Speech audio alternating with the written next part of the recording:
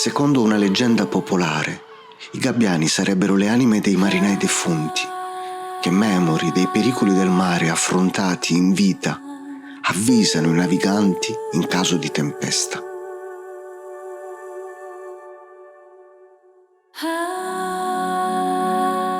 Se questa leggenda fosse vera, non sarebbe difficile pensare all'isola di Sant'Eufemia, al largo di Vieste, come luogo d'incontro di tutte le anime dei marinai che qui ritornano in omaggio a Venere Sosandra, la divinità che nasce dalle acque, la salvatrice di uomini, ed è definita Euploia per eccellenza, protettrice della buona navigazione.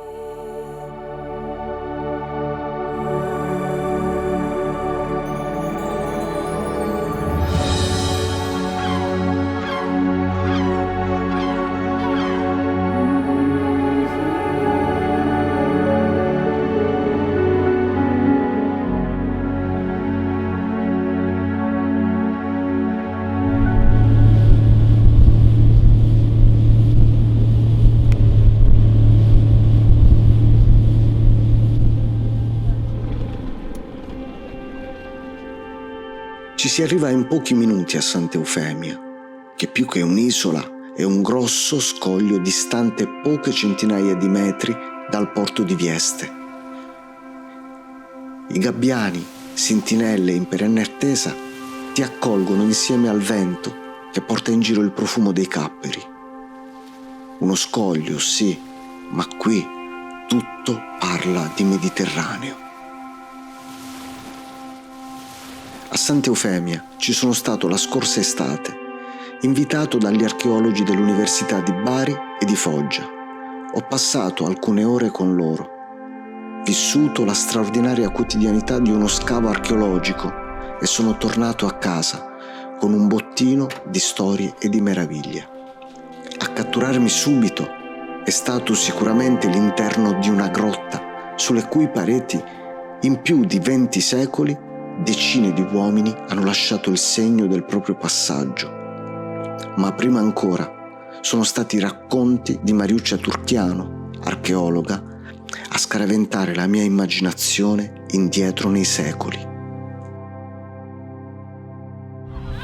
Abbiamo deciso di avviare una campagna di scavi qui lo scorso anno perché su questo isolotto è presente un santuario costiero marittimo in grotta. Questi santuari costieri marittimi sono presenti in tutto il Mediterraneo, però in particolare punteggiano le coste dell'Adriatico meridionale e marcano in particolare dei punti cruciali, dei punti strategici della navigazione, dei punti difficili oppure dei punti in cui c'erano dei promontori, comunque diciamo dei passaggi obbligati. Il viaggio nel mondo antico era un viaggio estremamente difficile e quindi questi luoghi testimoniano un mix di devozione, credenze, paure, timori che caratterizzavano non solo i marinai che facevano delle imbarcazioni il luogo della loro vita quotidiana, ma anche tutte le altre tipologie di navigatori che hanno affrontato il viaggio nel corso del tempo. Quindi in questo isolotto che marca un punto cruciale della navigazione dell'Adriatico, quindi verso l'Oriente, verso sia diciamo nella risalita, ma è una tappa obbligata di tutte le rotte di cabotaggio, anche in discesa, perché poi c'è un particolare regime di venti, di correnti, per cui questo isolotto per qualche motivo doveva essere frequentato dai naviganti. A partire sicuramente dal secondo secolo a.C.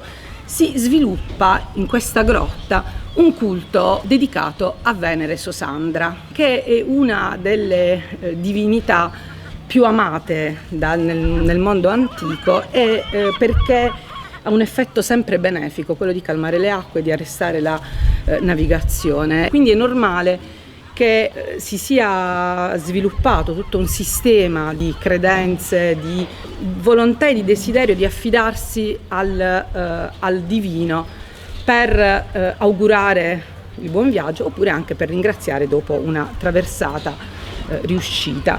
E quindi questi luoghi che potevano o essere all'aperto, anche privi di costruzioni, perché l'aspetto monumentale, l'aspetto architettonico non era, come dire, l'aspetto più importante. Quello che contava era il ruolo di marcatore topografico, di marcatore della navigazione, quindi potevano avere anche solo un altare a cielo aperto, potevano essere realizzati in grotta come questo davanti a cui siamo, oppure potevano essere anche costruiti, assumere l'aspetto di santuario vero e proprio.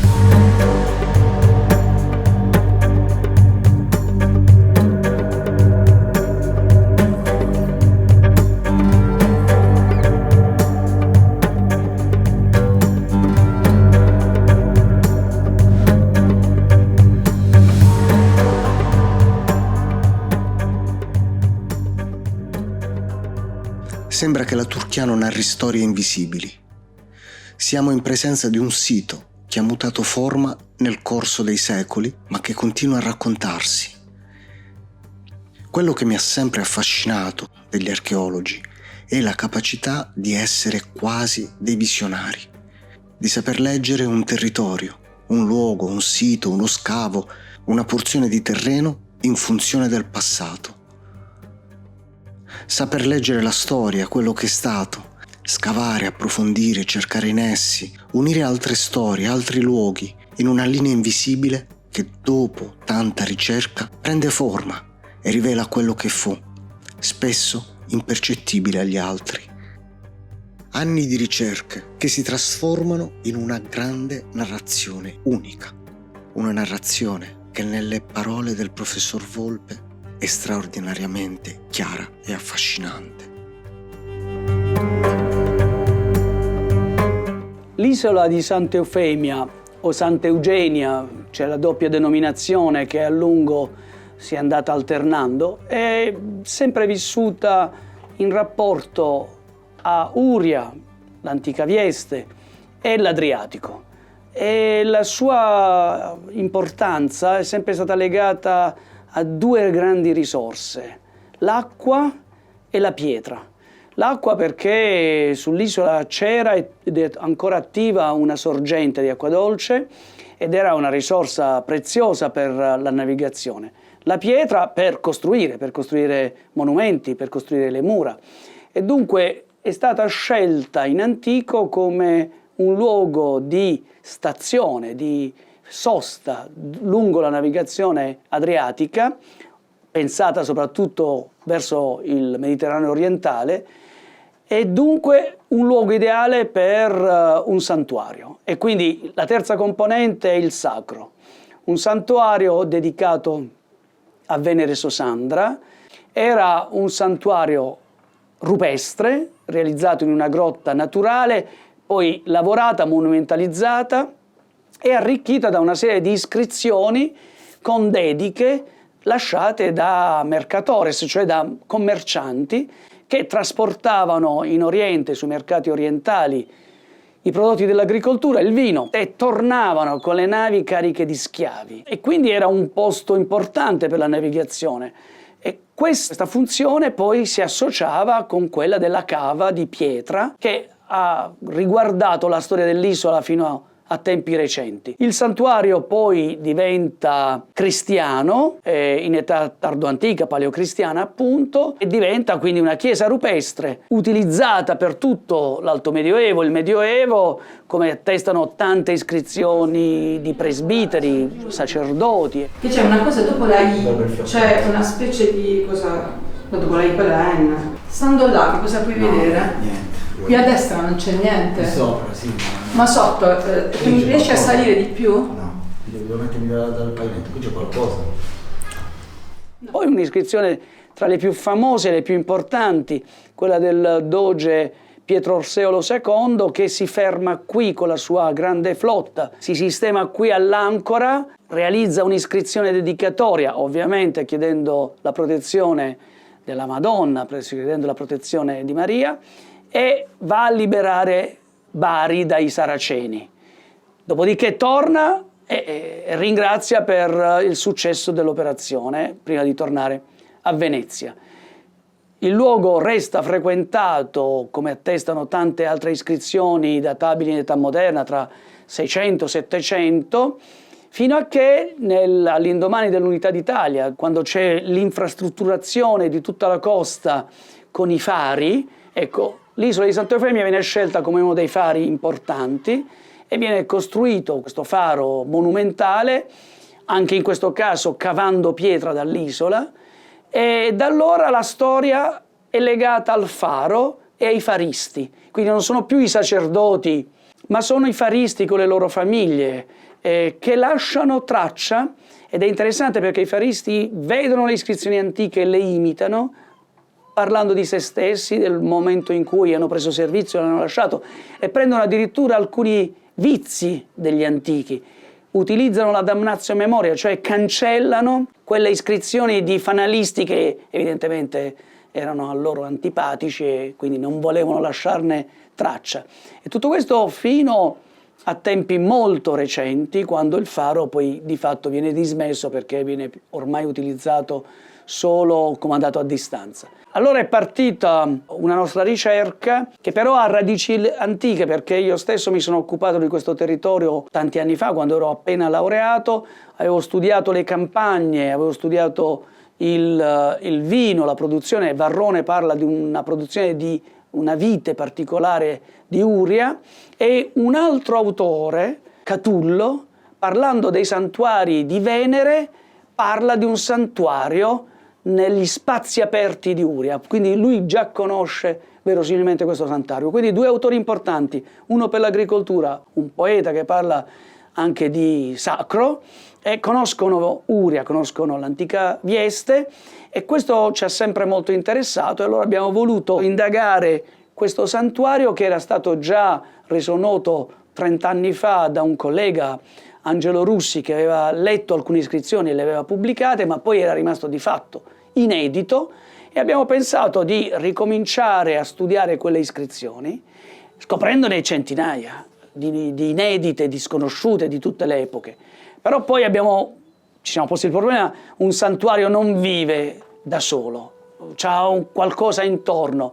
E allora abbiamo cominciato a indagare alcuni segni, alcune tracce presenti nelle pareti rocciose, abbiamo individuato forse delle cisterne, delle vasche, e quindi è partita la campagna di scavo, che ha dato risultati straordinari, perché ha portato alla scoperta appunto di vasche, forse per la lavorazione del pesce o per altre lavorazioni, segni di cava appunto, ma anche un piccolo cimitero con una serie di sepolture che grazie alle analisi del C14 abbiamo potuto ben datare ad età tardoantica, tra V e VI secolo, o al pieno medioevo, tra X e XII secolo. Quindi c'era una comunità che viveva sull'isola, e anche strati archeologicamente ben documentati e ben datati, con materiali, anfore, ceramiche provenienti dal Nord Africa, provenienti dall'Oriente, di età tardoantica, tra IV, V e VI secolo, il che conferma che Uria era ancora molto attiva, era legata ai commerci mediterranei, e la presenza qui di questo santuario cristiano,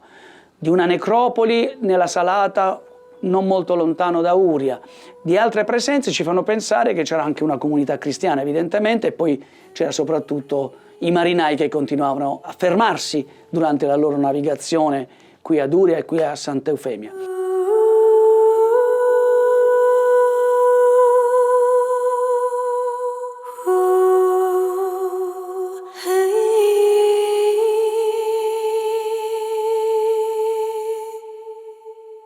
È una storia molto interessante quella che sta emergendo, e siamo convinti che questo sia un sito che si presterebbe perfettamente per una valorizzazione turistico-culturale. Penso che i cittadini di Vieste, i cittadini del Gargano e i turisti possano apprezzare e conoscere pagine di storia molto importanti che coprono un arco che è di almeno 2500 anni, quindi dagli ultimi secoli prima di Cristo fino ai fanalisti che ancora nel Novecento lasciavano i segni della loro presenza.